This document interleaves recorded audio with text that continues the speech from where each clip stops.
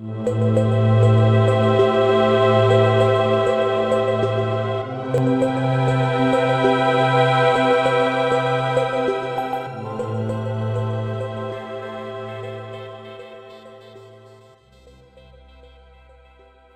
não sei cumprir promessas.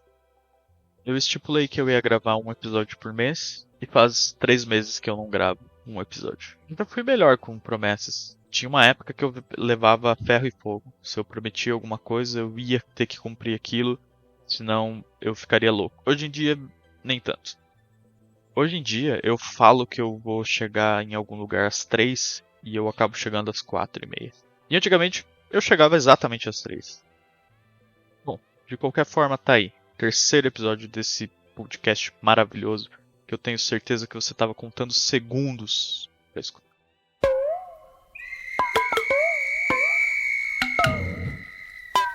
Tristeza não tem fim, felicidade sim. Tristeza não tem fim, felicidade sim.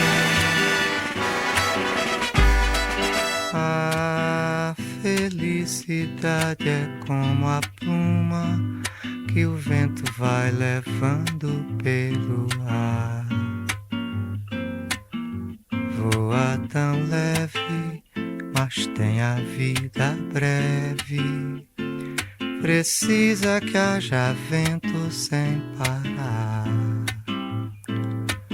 A felicidade do pobre parece a grande ilusão do carnaval.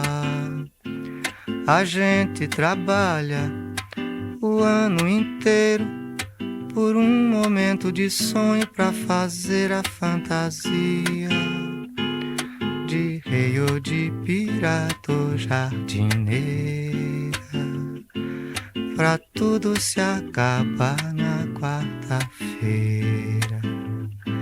Tristeza não tem fim, felicidade sim. Tristeza não tem fim, felicidade sim. A felicidade é como a gota de orvalho numa pétala de flor. Brilha tranquila, depois de leve oscila e cai como uma lágrima de amor. A minha felicidade está sonhando nos olhos da minha namorada. É como esta noite, passando, em busca da madrugada. Fala embaixo, por favor, pra que ela acorde alegre como o dia, oferecendo beijos de amor. Tristeza não tem fim,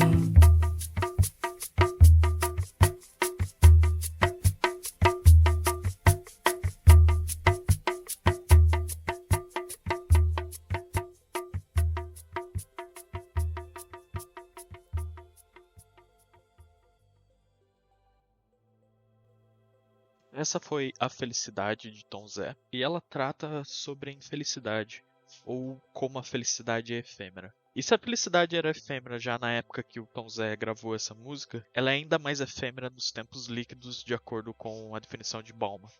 Tem um trecho que eu quero destacar, que é o seguinte: a felicidade do pobre parece a grande ilusão do carnaval. A gente trabalha o ano inteiro por um momento de sonho para fazer fantasia, de rei ou de pirata ou jardineira, e tudo se acabar na quarta-feira. Eu gosto dessa analogia que ele faz da felicidade com o carnaval, porque ela é muito emblemática. Ele salienta, através de uma extrapolação, já que a gente trabalha muitas horas para ter um pouquinho de felicidade em alguns pequenos momentos, seja no final de semana, seja no carnaval. E isso é muito comum, né? Quantas pessoas não pensam no ano novo eu vou fazer alguma coisa, no carnaval eu vou fazer alguma coisa. Então a gente sempre postergando a nossa felicidade para alguns momentos pequenos em que a gente não está trabalhando. Parece que é muito difícil no capitalismo você dissociar o trabalho de qualquer coisa, principalmente da infelicidade. O trabalho, como já discutido, é algo que permeia a maioria do nosso tempo. Principalmente na democracia burguesa, você nasce assinando um contrato. Não é um contrato que você assina porque você quer, não é um contrato físico, mas você nasce já sabendo que você vai ter que trabalhar para sustentar. Então, para sobreviver, você trabalha. E você trabalha até quando precisar, até os 75 anos, se você conseguir aposentar. Então você já está condenado a ter que trabalhar. E trabalhar nunca é uma coisa boa. Nada que é obrigado e é forçado é uma coisa boa. Existe um argumento que numa democracia burguesa representativa, a gente elege representantes que vão cuidar dos nossos interesses. E isso não parece ser verdade. A maioria dos políticos de influência no Brasil, eles representam algumas camadas da elite. Pode ser da camada da burguesia, pode ser dos latifundiários, pode ser dos magistrados. Representa alguém que não é igual à maioria de nós. Além disso, as minorias são extremamente excluídas. A maioria das minorias tem um número reduzido de pessoas, como o próprio nome diz. Então, se essas pessoas são minorias, elas têm uma quantidade de votos diminuta. Então é mais difícil para eles elegerem pessoas que vão representar eles. Pegando lá no Congresso ou em outras instâncias do poder, esses representantes da minoria são por si só também uma quantidade reduzida de pessoas, por causa do que eu acabei de mencionar. E logo, os votos que eles vão ter e as propostas de lei que eles vão criar provavelmente não vão ter coro suficiente para fazer alguma mudança. Essa ideia de representatividade é mais uma ilusão das muitas que o capitalismo moderno propõe pra gente. O capitalismo moderno, como eu falei acho que no primeiro episódio, é rei de criar essas reinvenções e criar umas fachadas para que a gente ache que as coisas estão boas, a gente ache que a gente está seguindo o curso natural das coisas, quando não é assim. Então, se você faz parte de uma minoria, sua voz nunca vai ser ouvida. Se você faz parte de uma maioria, mas que não está sendo representada pelas instâncias do poder, você também não vai ser ouvido. Além das pessoas que têm poder no país representarem uma classe distinta da maioria das pessoas, ela também não representa esses cortes demográficos, esses cortes de população, por exemplo, quantos negros e quantas mulheres e quantas pessoas trans existem no Congresso e quantos homens brancos e velhos existem no Congresso. Você tem essas duas facetas. Você não é representado nos poderes, todas as instâncias de poderes que a gente tem, e que as minorias vão ser mais excluídas ainda, que além disso você é condenado a trabalhar. E isso me lembra outra música.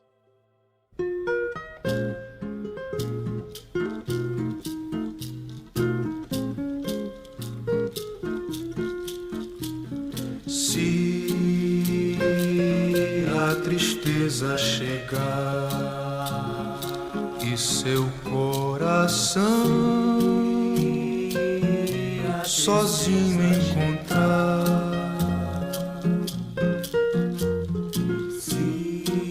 você vai sofrer.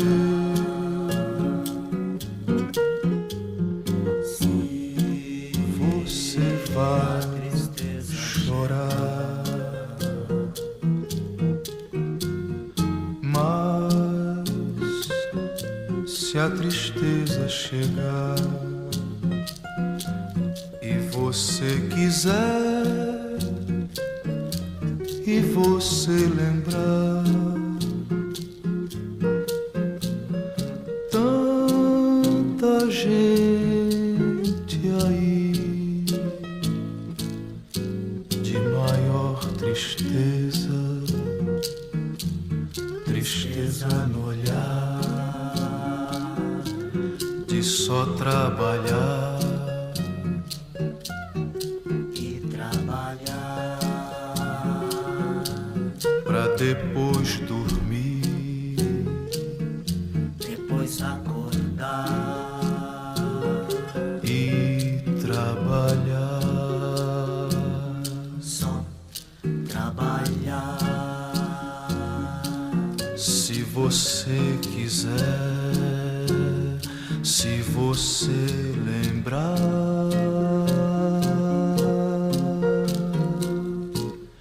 Você vai saber nunca mais chorar, e o amor mais lindo vai ensinar que todos os tristes querendo juntos, toda tristeza vai se acabar. Toda tristeza vai se acabar. Se a tristeza chegar, Vai se acabar. se a tristeza chegar.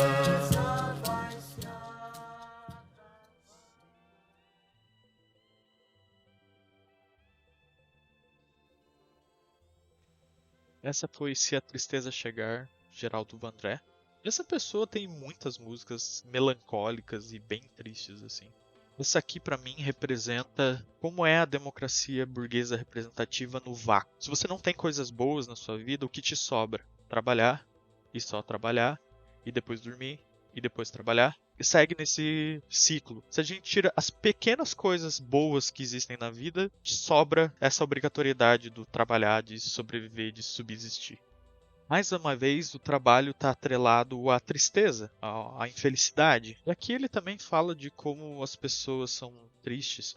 Né? Se você entra num ônibus, por exemplo, você vê um mar de solidão. Você tem muitas pessoas lá, mas cada uma está no seu canto, escutando sua música, escutando seu podcast, lendo seu livro. É muito difícil você ver pessoas conversando. Pelo menos aqui em Curitiba esse é o retrato, né? Claro, você vai ver pessoas conversando. A maioria das pessoas está nesse mar de solidão. Esse é um ciclo nefasto que me lembra muito uma música que eu já apresentei, Despirocar, que também trata sobre isso, de como as coisas são cíclicas e não para um lado bom. Pensa você aí, quantas coisas memoráveis existem na sua vida? Existem mais coisas memoráveis do que não memoráveis? E quantas dessas coisas memoráveis têm a ver com o trabalho? Essa tristeza tem aumentado de forma cavalar. A OMS diz que os níveis de depressão da atenção primária são de 10,4%. Enquanto no Brasil existem estudos que demonstram que em torno de 15,5% das pessoas vai ter depressão ao longo da sua vida. Assim como no ônibus cada um está isolado na sua própria tristeza, eu imagino que cada pessoa está no seu canto sofrendo e geralmente a gente não levanta a voz para isso. Porque a gente acha que isso é uma condição única nossa própria, que ninguém pode resolver. E também, quantas pessoas têm dinheiro para ir em psiquiatra, psicólogo? E quanto estigma existe sobre isso?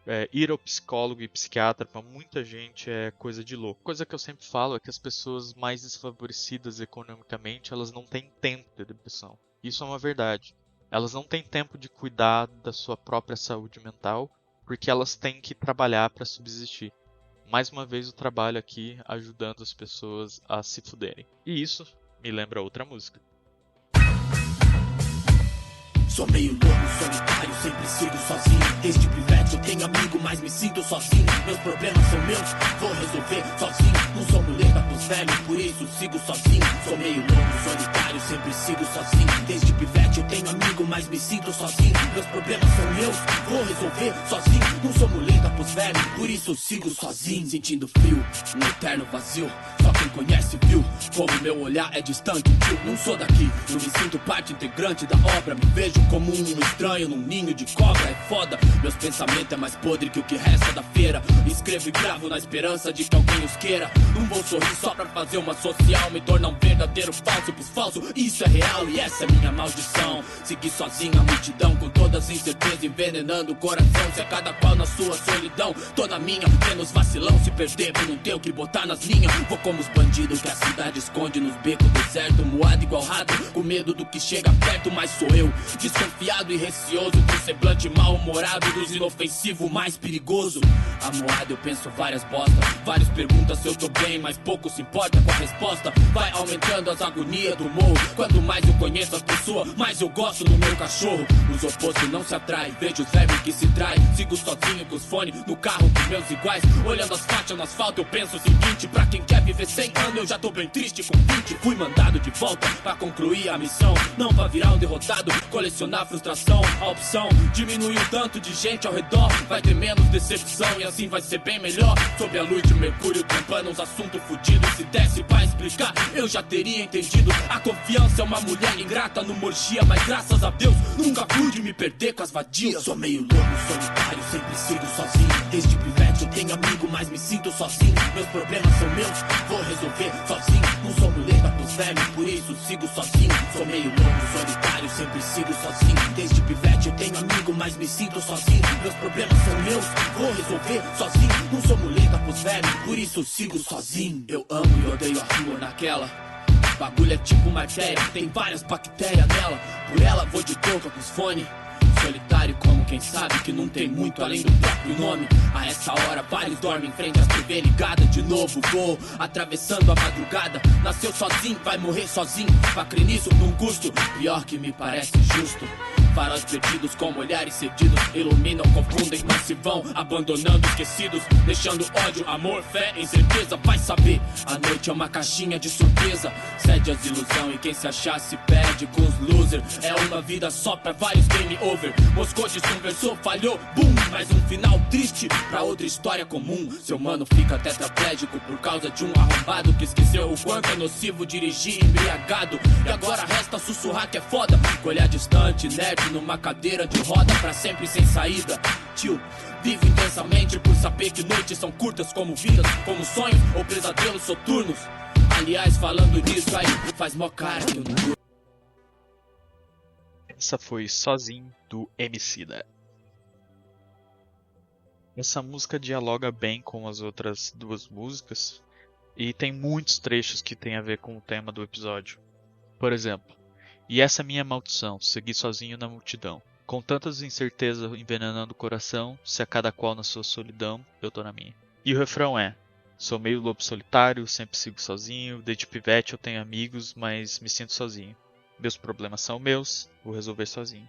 E outra é: olhando as faixas no asfalto, eu penso o seguinte: pra quem quer viver 100 anos, eu já tô bem triste com 20. Pra mim isso destila essa epidemia que a gente tem de depressão e doenças mentais. Isso é algo insalubre. Além disso, a gente tem uma epidemia de solidão. E por mais que a gente esteja hiperconectado, a gente esteja em milhares de grupos do WhatsApp e a gente tenha muitos amigos no Instagram, cada vez mais isso faz que a gente fique cada vez menos. Não que eu ache ruim você ter muitos amigos no Instagram, mas isso faz com que a gente fique cada vez mais solitário. Como se a gente tem tanta coisa para dar atenção, que no final das contas o tanto de atenção que a gente dá para essas coisas individuais é muito pequeno. Mas uma pergunta que eu faço para você, e de volta, todas essas perguntas têm a ver com as minhas experiências próprias. Então eu nunca saio do olho do furacão. Quantas pessoas você conhece realmente? Eu não tô falando em conhecer o avatar que essa pessoa coloca nas redes sociais para demonstrar que ela é algo. Quantas pessoas você já trocou uma ideia pesada? Já falou sobre coisas muito íntimas? Já discutiu coisas filosóficas? Essa era dos memes e de conteúdo fácil e de conteúdo superficial acaba gerando um problema. Eu vi uma vez um cara definindo, e eu infelizmente não lembro quem é esse cara, eu tentei procurar aqui no Google rapidamente, mas não achei, que ele dizia que assim como os alimentos ultraprocessados causam problemas para a nossa saúde, informação ultraprocessada causa problema para a nossa saúde mental. E talvez você já tenha passado por essa experiência. Eu, por exemplo, passei bastante. Meu nível de atenção, que sempre foi muito alto, agora é diminuto. Meu foco já não é a mesma coisa que antes. Eu tenho muitos bloqueios em relação ao aprendizado e consumo de informações densas. Isso tudo, obviamente, deve ter mais de uma razão, mas eu atribuo bastante ao consumo de redes sociais excessivo.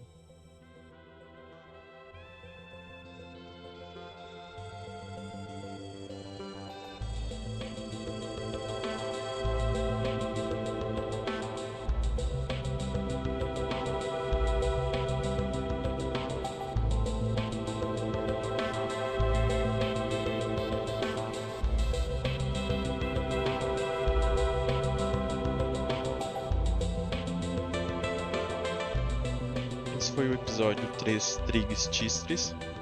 E eu tenho uma dificuldade enorme de gravar esse podcast porque eu falo muito palavrão. Então, se você vê eu alongando as vogais quando eu falo, eu tô filtrando o que falar para não falar nenhum palavrão no meio. Mas é isso aí. Mais um episódio completado. Feedbacks são muito bem-vindos. Mentira, porque se você falar alguma coisa que eu não gosto, eu vou ficar muito triste. Se você falar alguma coisa que você gosta, eu vou achar que você tá mentindo. Mas é isso aí.